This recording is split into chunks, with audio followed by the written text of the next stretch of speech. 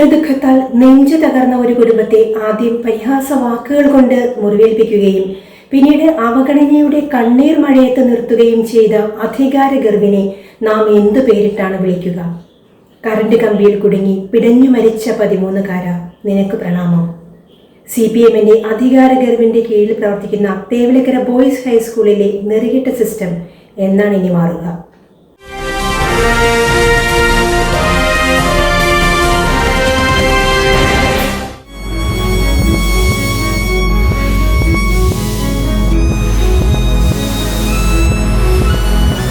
ചില തദ്ദേശ സ്വയംഭരണ സ്ഥാപനങ്ങൾ, ഘടന, പഞ്ചായത്ത് രാജ് സംവിധാനം,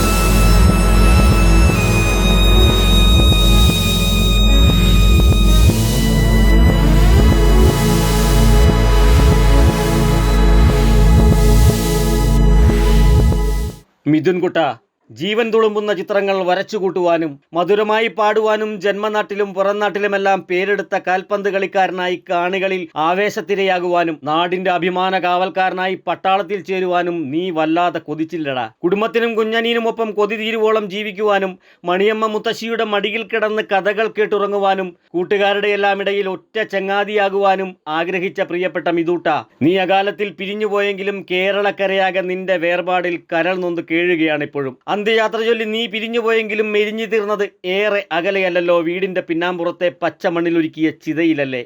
നിന്റെ ചിതയെരിഞ്ഞു തീർന്ന മണ്ണിനോട് ചേർന്ന് വളർന്നു വരുന്ന ആ കണിക്കൊന്ന മരം നിന്റെ നെഞ്ചിൽ വരും നാളുകളിൽ സ്വർണ്ണവർണ്ണ പൂക്കൾ വിതറി വീണ്ടും നിന്നെ എതിരേൽക്കാൻ വെമ്പൽ കൊള്ളുമ്പോൾ പ്രിയപ്പെട്ട മിഥുൻ മോനെ, നീ ആ മനുഭവനത്തിൽ ഒരിക്കൽ കൂടി വന്നു പിറക്കണം. നിന്നെ ലാളിച്ച് കൊതി തീരാതെ മരിച്ചു ജീവിക്കുന്ന നിന്റെ സുജയമ്മയ്ക്കും ഒരു ജോഡി ചെരുപ്പിന് കൊതിച്ച നിന്റെ ആഗ്രഹം സാധിച്ചു തരാൻ കഴിയാതെ തീരാസങ്കടത്തിൽ വേദനിച്ച് ഇടനെഞ്ച് തകർന്നിരിക്കുന്ന നിന്റെ മനുവച്ചനും നിന്റെ വിരലിൽ തൂങ്ങി നടന്ന കുഞ്ഞനുജൻ സുജയിനുമൊപ്പം ജീവിക്കാൻ ചുണക്കുട്ടിയായി നീ വീണ്ടും ആ അമ്മ വയറ്റിൽ പിറക്കണം.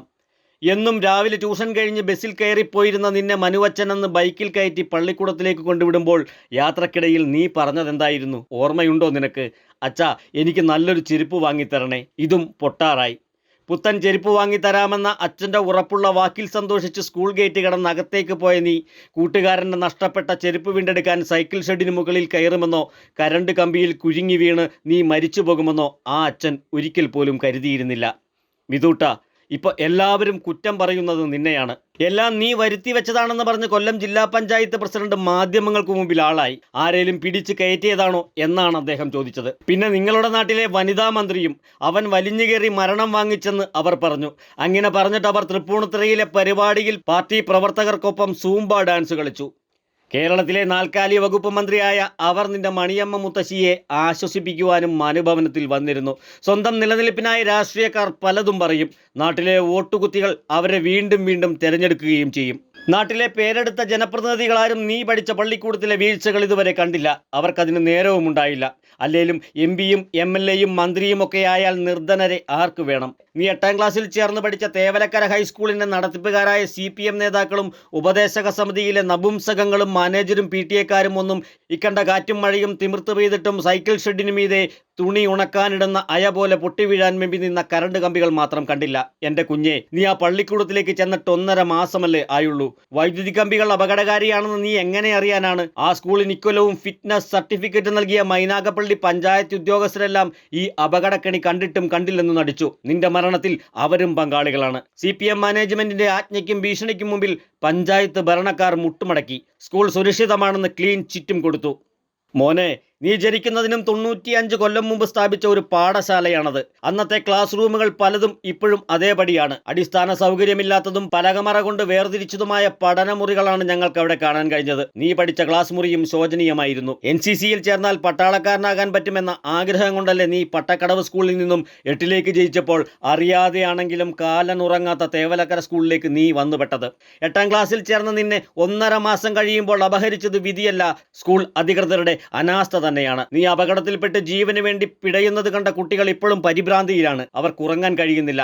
അവരെ മാനസികമായി ശക്തിപ്പെടുത്തേണ്ടതും വിദ്യാഭ്യാസ വകുപ്പാണ്. പ്ലാസ്റ്റിക് കുപ്പിയിൽ കല്ല് നിറച്ച് ഫുട്ബോൾ അടിച്ച് കളിച്ച ആദിൽ എന്ന സഹപാഠിയുടെ ചെരുപ്പെടുക്കാൻ നീ സൈക്കിൾ ഷെഡിന് മുകളിൽ കയറിയപ്പോൾ നിന്നെ വിലക്കാൻ അവിടെ മുതിർന്ന ഒരാൾ പോലും ഉണ്ടായിരുന്നില്ല. 15 മിനിറ്റ് നേരം നീ കരണ്ട് കമ്പിയിൽ വീണ് ജീവന് വേണ്ടി പിടഞ്ഞപ്പോഴും നിന്റെ പിടച്ചിൽ മരണത്തിലേക്കാണെന്ന് കണ്ടുനിന്ന കൂട്ടുകാർക്കാർക്കും മനസ്സിലായതുമില്ല. അപകട സാധ്യത മുന്നിൽ കണ്ട് ട്രാൻസ്ഫോമർ ഓഫ് ചെയ്യുവാനുള്ള അറിവും രക്ഷാപ്രവർത്തകർക്കുണ്ടായില്ല. അപകടമുണ്ടായപ്പോൾ തന്നെ നിന്നെ രക്ഷിക്കുവാനും അവർക്കാർക്കുമായില്ല. നല്ലൊരു വീടുണ്ടാക്കണം, നിങ്ങൾ രണ്ടാളെയും നന്നായി പഠിപ്പിക്കണം എന്ന ആഗ്രഹവുമായി കുവൈറ്റിലേക്ക് ജോലി തേടി സുജയമ്മ യാത്ര തിരിക്കുമ്പോൾ നിന്റെ കണ്ണ് നനഞ്ഞത് അമ്മയെ പിരിയുവാനുള്ള വേദന കൊണ്ടായിരുന്നില്ലല്ലോ. എല്ലാ ദിവസവും വൈകുന്നേരങ്ങളിലെ നേരം പോക്കുകളിൽ അമ്മയുമായി സംസാരിക്കുമ്പോൾ മുത്തേ എന്നുള്ള അമ്മയുടെ ആ വിളി കേൾക്കുവാനായിരുന്നില്ലേ?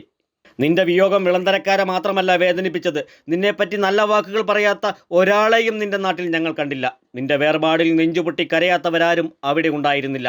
ഇതൊന്നും കാണാനും കേൾക്കാനും കഴിയാതെ നീ ഉറങ്ങുകയായിരുന്നു.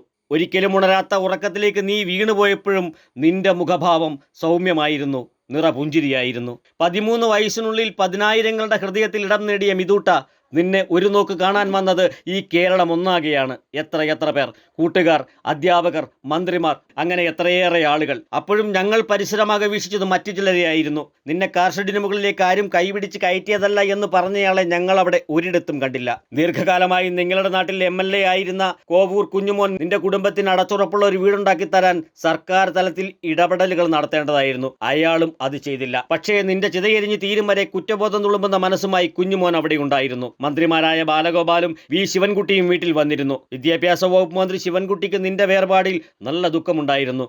അത് അഭിനയമായിരുന്നില്ല. കേരളത്തിൻ്റെ മകൻ എന്നാണ് മന്ത്രി നിന്നെ വിശേഷിപ്പിച്ചത്. മിഥുൻകുട്ട, 13-ാം വയസ്സിൽ നീ വിട പറഞ്ഞ് പറന്നകന്നതിന് സാക്ഷിയാകാൻ വന്ന ജനസമുദ്രത്തിരയിൽപ്പെട്ട് ആടി ഉലയുകയായിരുന്നു നിന്റെ വിളന്തറ ഗ്രാമം. അത്രമേൽ ജനക്കൂട്ടമാണ് നിന്നെ ഒരു നോക്ക് കാണുവാനായി നീ കരികൊണ്ട് അനുഭവനം എന്നെഴുതിയ വീടിനു മുമ്പിലും വീട്ടുവളപ്പിലും നീ അഗ്നിച്ചിതയിൽ എരിഞ്ഞമർന്ന മണ്ണിലും തീരാമഴയത്തും തോരാ കണ്ണീരുമായി കാത്തുനിന്നത്. ഇത്രയേറെ ജനങ്ങളുടെ ഇടനെഞ്ചിൽ ചേക്കേറിയ നീ ഒരു ചെറു നക്ഷത്രമല്ല, സൂര്യപ്രഭയാണ്. കണ്ടു കൊതി തീരാത്ത നാട്ടുകാർക്കും വീട്ടുകാർക്കും കൂട്ടുകാർക്കുമിടയിൽ കാൽപന്ത് കളിക്കാരനായും അതിർത്തിയിൽ ധീരവീര യോദ്ധാവായും പാട്ടുകാരനായും ചിത്രകാരനായും നീ വീണ്ടും മടങ്ങി വരണം. വിളന്തറയിലെ മനുഭവനത്തിൽ നീ വീണ്ടും പുനർജനിക്കുന്നതുവരെ നീ അന്തിവിശ്രമം കൊള്ളിടുന്ന മണ്ണിടത്തിന് തൊട്ടടുത്തായി വളർന്നു നിൽക്കുന്ന ആ കണിക്കൊന്ന മരത്തിൽ നിത്യവും 100 കണക്കിന് പൂക്കൾ വിരിയട്ടെ. ചെറുകാറ്റേറ്റ് ആ സ്വർണ്ണവർണ്ണ പൂക്കൾ നിന്റെ ശിരസിലും നെഞ്ചിലും വീണ് കനകശോഭ പരക്കട്ടെ. നിന്റെ അകാല വിയോഗമുണ്ടാക്കിയ തീരാനോവിൽ കഴിയുന്ന പ്രിയപ്പെട്ടവരുടെ ദുഃഖത്തിൽ ഞങ്ങളും പങ്കുചേരുന്നു. കുലച്ചുയർന്ന വാഴയുടെ ഇലകൾ വൈദ്യുതി ലൈനുകൾക്ക് ഭീഷണിയാകുമെന്ന് പറഞ്ഞ് 100 കണക്കിന് വാഴകളുടെ കഴുത്തറുത്തെറിഞ്ഞ വൈദ്യുതി വകുപ്പെ, പാവം കർഷകന്റെ അധ്വാനവും വിയർപ്പും കൊടുത്തുണ്ടാക്കിയ ജീവിതമാർഗമല്ലേ നിങ്ങൾ ഇല്ലാതാക്കിയത്? ആ കൃത്യനിർവഹണ ശുഷ്കാന്തി തേവലക്കര സ്കൂളിൽ എന്തുകൊണ്ട് നിങ്ങൾ പ്രയോഗിച്ചില്ല? ഇരിക്കട്ടെ, നിങ്ങൾക്കും ഒരു നടുവിരൽ നമസ്കാരം.